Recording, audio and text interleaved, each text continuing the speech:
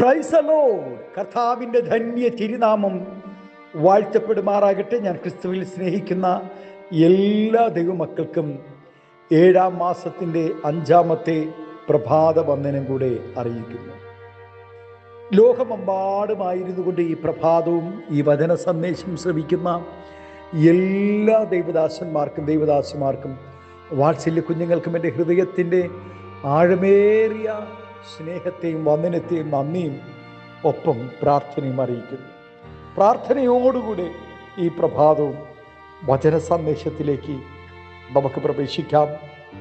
കർത്താവിൻ്റെ ദാസിദാസന്മാരെ, ഈ വിശുദ്ധ പ്രഭാതം ലോകമെമ്പാടും ആയിരുന്നു കൊണ്ട് കർത്താവിനെ വിശുദ്ധിയിലും വേർപാടിലും ആരാധിപ്പാൻ, ദൈവത്തെ മഹത്വപ്പെടുത്തുവാൻ, ദൈവത്തെ സ്തുതിപ്പാൻ അവൻ ലഭിക്കുന്ന എല്ലാ ഭാഗ്യങ്ങളെ ഓർത്ത് കർത്താവിനെ സ്തുതിക്കുന്നു, സ്തോത്രം ചെയ്യുന്നു. ഈ 7-ാം മാസത്തിൻ്റെ ആദ്യത്തെ ഞായറാഴ്ച പ്രഭാതം കാണുവാൻ ദൈവം നമുക്ക് ഭാഗ്യമൊരുക്കുന്നു. പ്രാർത്ഥനയോടുകൂടെ നമുക്ക് വചന സന്ദേശത്തിലേക്ക് പ്രവേശിക്കാം. സങ്കീർത്തനക്കാരൻ പ്രകാരം പാടുന്നു: ദൈവമേ മിണ്ടാതിരിക്കരുതേ, ദൈവമേ മൗനമായും സ്വസ്ഥമായും ഇരിക്കരുത്. ഇസ്രായേലിൻ്റെ രാഷ്ട്രീയ ചരിത്രത്തിൽ ലോകജാതികളിൽ നിന്നും അവർക്ക് എണ്ണമറ്റ എതിർപ്പുകളും യുദ്ധങ്ങളും നേരിട്ടിട്ടുണ്ട്. ഇസ്രായേൽ എന്ന പേര് പോലും ഭൂമിയിൽ നിന്നും മായ്ച്ചു കളയണമെന്നും ഇനി ആ പേര് ആരും ഓർക്കരുതെന്നുമുള്ള നിലയിൽ അവരോട് യുദ്ധം ചെയ്തവർ അനവധി രാജ്യങ്ങളാണ്. എന്നാൽ ആ സ്തോത്രം സകല ജാതികൾക്കും ഒരു ഭാരമായിരിക്കുമെന്നാണ് വചനം പറയുന്നത്. ലോകജാതികളുടെ ദൈവം മനുഷ്യരുടെ കൈവേലയാകയാൽ അവയ്ക്ക് സംസാരിക്കുവാനോ മനുഷ്യരുടെ പ്രവർത്തികൾക്കോ പ്രാർത്ഥനകൾക്കോ മറുപടി കൊടുക്കുവാനോ കഴിയുകയില്ല. എന്നാൽ ജീവനുള്ള ഏക സത്യദൈവം മനുഷ്യരോട് സംസാരിച്ചു കൊണ്ടേയിരിക്കുന്നു. അനവധി സന്ദർഭങ്ങളിൽ ദൈവം മനുഷ്യരോട് സംസാരിച്ചിട്ടുണ്ട്. ഇന്നും ദൈവം അനേകരോടും നേരിട്ട് സംസാരിച്ചു കൊണ്ടിരിക്കുന്നു. എന്നാൽ വളരെ പ്രാർത്ഥിച്ചിട്ടും അലറി നിലവിളിച്ചിട്ടും മറുപടി ലഭിക്കാത്ത അനവധി സന്ദർഭങ്ങളും ഇസ്രായേൽ ജനത്തിന് ഉണ്ടായിട്ടുണ്ട്. ഇന്നും അങ്ങനെയുള്ള അനുഭവങ്ങൾ പലർക്കും ഉണ്ടായിക്കൊണ്ടിരിക്കുകയും ചെയ്യുന്നു. എന്താണ് ഇതിന് കാരണം? എന്തുകൊണ്ടാണ് അങ്ങനെ സംഭവിക്കുന്നത്? ഒന്ന്, ജീവനുള്ള ദൈവം ആരാണെന്ന് അറിഞ്ഞിട്ടും അന്യ ദൈവങ്ങളുടെ പിന്നാലെ പോവുകയും അവയെ ഹൃദയത്തിൽ സ്മരിക്കുകയും ചെയ്തു. അതിനെ ഹൃദയത്തിൽ സ്മരിച്ചുകൊണ്ട് സ്തോത്രം ദൈവത്തോട് പ്രാർത്ഥിക്കുകയും ചെയ്താൽ ദൈവം മൗനമായിരിക്കും, ഉത്തരം നൽകുകയില്ല. 2, പാപജീവിതം, പാപത്തിലിരിക്കുകയും അവർക്ക് പാപത്തിന് പരിഹാരം വരുത്താതെയും ദൈവത്തോട് പ്രാർത്ഥിച്ചാൽ ദൈവം മൗനമായിരിക്കും. ലംഘനം ക്ഷമിച്ചു കിട്ടുന്നവൻ സ്തോത്രം ലംഘനം ക്ഷമിച്ചു കിട്ടാത്തൊരു ശുഭം വരികയില്ല. അതുപോലെ സ്തോത്രം ലംഘനം ദൈവത്തോട് ഏറ്റുപറയാതെ, പാപം ദൈവത്തോട് ഏറ്റുപറയാതെ പ്രാർത്ഥിക്കുന്നവന് സ്തോത്രം അവൻ്റെ പ്രാർത്ഥനയ്ക്ക് ദൈവം മറുപടി കൊടുക്കുകയില്ല. ദൈവം അവിടെയും മൗനമായിരിക്കും. 3, ദൈവവചനം അനുസരിക്കുവാൻ മനസ്സില്ലാതെ ഇരിക്കുകയും വിവിധ നിലകളിൽ ദൈവം സംസാരിച്ചിട്ടും അത് കൈക്കൊള്ളുവാൻ മനസ്സില്ലാതെ തങ്ങൾക്ക് തോന്നിയതുപോലെ ബോധിച്ചതുപോലെ കഠിന ഹൃദയത്തോടുകൂടെ ജീവിക്കുന്നവർ കഷ്ടത വരുമ്പോൾ കൂഹി നിലവിളിച്ചാലും ദൈവം കേൾക്കുകയില്ല, ദൈവം മൗനമായിരിക്കും. പ്രാർത്ഥനകൾക്ക് ദൈവം മറുപടി നൽകുകയില്ല. ഞാൻ വിളിച്ചപേക്ഷിച്ചു, നിങ്ങൾ ഉത്തരം പറയാതെയും ഞാൻ അരുളി ചെയ്തപ്പോൾ കേൾക്കാതെയും എനിക്ക് അനിഷ്ടമായുള്ളത് നിങ്ങൾ പ്രവർത്തിച്ചു. എനിക്ക് പ്രസാദമില്ലാത്തത് തിരഞ്ഞെടുത്തത് കൊണ്ട് ഞാൻ നിങ്ങളെ വാളിന് നിയമിച്ചു കൊടുക്കും എന്നും ദൈവവചനം പറയുന്നു. സ്തോത്രം വാളിന് മരണത്തിൽ ഏൽപ്പിച്ചു കൊടുക്കും. 4, സ്തോത്രം നിലാരംഭരുടെയും സാധുക്കളും പാപങ്ങളും കഷ്ടത അനുഭവിക്കുന്ന, കടഭാരം അനുഭവിക്കുന്ന അഗതികളുടെയും അപേക്ഷ നിരസിക്കുകയും അവസരങ്ങളും സൗകര്യങ്ങളും സമ്പത്തും ഉണ്ടായിട്ടും അവരോട് കനിവില്ലാതെയും അവരെ സഹായിക്കാതെയും ഇരിക്കുന്നവരുമുണ്ട്. അങ്ങനെയുള്ളവർക്ക് കഷ്ടത വരുമ്പോൾ അവർ ദൈവത്തോട് പ്രാർത്ഥിച്ചാൽ ദൈവം മൗനമായിരിക്കും. പ്രിയ ദൈവവേദിയിലെ പൊന്നുസൂചി ഉണ്ടെങ്കിലും ആമേശ്വരം ചിലപ്പോൾ അവർക്ക് ഇരുമ്പ് സൂചിയുടെ ആവശ്യം വരും.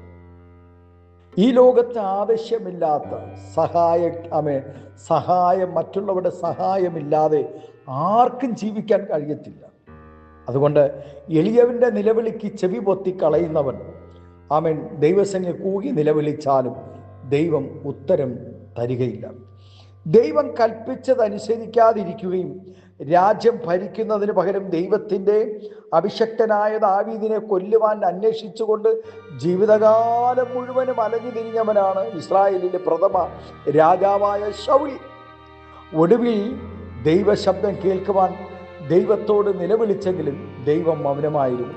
അവസാനം വെളിച്ചപ്പാടത്തിയുടെ ആലോചനയുടെ പിന്നാലെ പോവുകയും ദാരുണ അന്ത്യം സംഭവിക്കുകയും ചെയ്തു. പാപത്തിൽ മുഴുകി ജീവിക്കുന്ന കൽപ്പന ലംഘികളായ സുവിശേഷ പ്രസംഗകരുണ്ട്.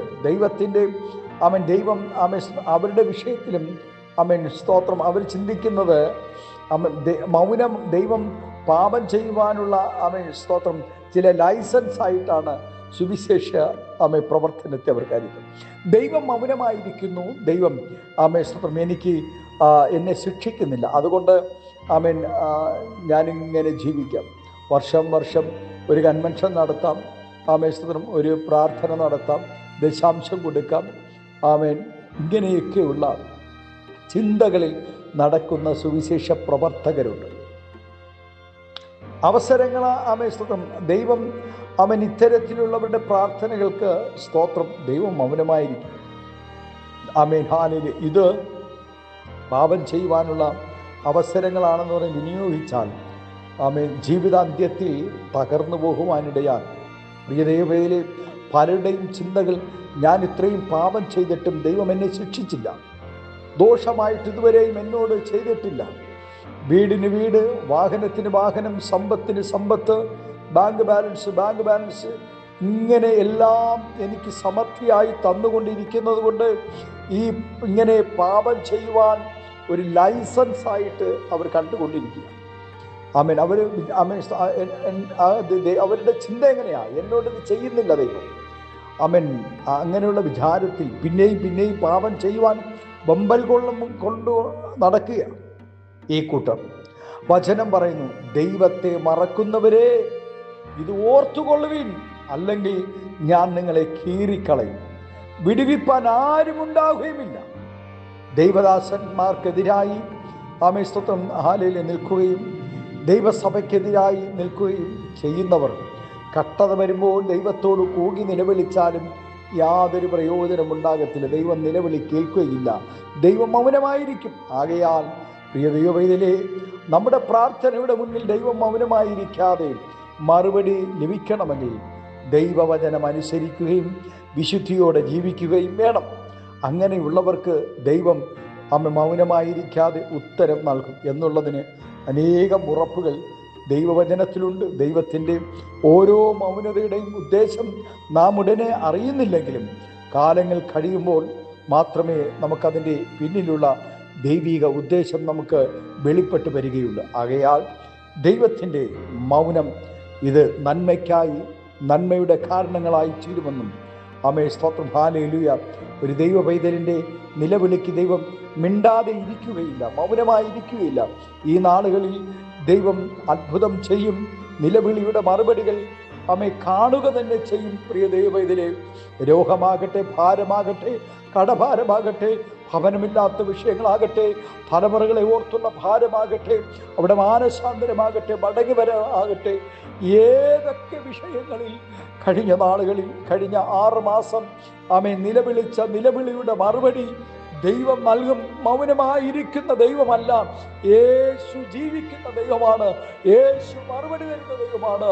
അതുകൊണ്ട് ഈ പ്രഭാതത്തിൽ കുഞ്ഞേ ദൈവസന്നിധിയിലേക്ക് അടുത്തു വരാം. ദൈവത്തോട് നമുക്ക് പ്രാർത്ഥിക്കാം. നമ്മുടെ കണ്ണുകൾ ദിവസമടയ്ക്കാമോ? ഒരു നിമിഷം നമുക്ക് പ്രാർത്ഥിക്കാം. പരിശുദ്ധ ദൈവമേ, സ്നേഹവാനായ ഞങ്ങളുടെ നല്ല കർത്താവേ, മൗനമായിരിക്കല്ലേ. നിന്റെ ദാസന്മാരുടെ കർത്താവേ, ഏടകളുടെ നിലവിളിയുടെ മുന്നിൽ മൗനമായിരിക്കല്ലേ അപ്പാ. കടഭാരങ്ങളോടുകൂടെ ഭാരപ്പെടുന്നവരുണ്ട് കർത്താവേ. ഉപജീവനമില്ലാതെ ഭാരപ്പെടുന്നവരുണ്ട്, തലമുറകളില്ലാതെ ഭാരപ്പെടുന്നവരുണ്ട്, ഭവനമില്ലാതെ ഭാരപ്പെടുന്നവരുണ്ട്, ഒരു സെന്റ് ഭൂമിയില്ലാതെ ഭാരപ്പെടുന്ന എത്രയെത്ര കർത്താവേ അങ്ങയുടെ കുഞ്ഞുങ്ങൾ. ആമേ സ്തോത്രം. മൗനമായിരിക്കല്ലേ. ആമേ സ്തോത്രം. ഈ ദിവസങ്ങളിൽ കർത്താവേ മിണ്ടാതെ ഇരിക്കരുതേ ദൈവമേ. മൗനമായി സ്വസ്ഥമായി ഇരിക്കരുതേ. ഇസ്രായേലിന്റെ പരിപാലകൻ മയങ്ങുകയില്ല, ഉറങ്ങുകയില്ല കർത്താവേ. ഇന്ന് പ്രഭാതത്തിൽ തൻ്റെ മക്കളുടെ പ്രാർത്ഥനയുടെ മറുപടികൾ, നിലവിളിയുടെ മറുപടികൾ, ആവശ്യങ്ങളിൽ ദൈവത്തിൻ്റെ കരം വെളിപ്പെടണമെന്ന് പ്രാർത്ഥിക്കുന്നു കർത്താവേ. സ്തോത്രം. ഏലിയാവിന് വേണ്ടി കർമ്മേലിൽ കർത്താവേ ഒരു കരം വെളിപ്പെട്ടതുപോലെ യേശുവിൻ്റെ നാമത്തിൽ ഇന്ന് പ്രഭാതത്തിൽ ഒരു കരം വെളിപ്പെടണമേ എന്ന് പ്രാർത്ഥിക്കുന്നു. സ്വർഗം അത്ഭുതം ചെയ്യും. എല്ലാവിധമായ നന്മകളാണ് നിറയ്ക്കും. മഹത്വം അങ്ങെടുക്കണം. യേശുവിൻ്റെ നാമത്തിൽ കൃപയോടെ പ്രാർത്ഥന കേൾക്കണമേ സ്വർഗീയ നല്ല പിതാവേ. ആമേൻ, ആമേൻ. Thank you. God bless you. ദൈവം എല്ലാവരെയും ഈ പ്രഭാതം ധാരാളമായി അനുഗ്രഹിക്കട്ടെ. Thank U.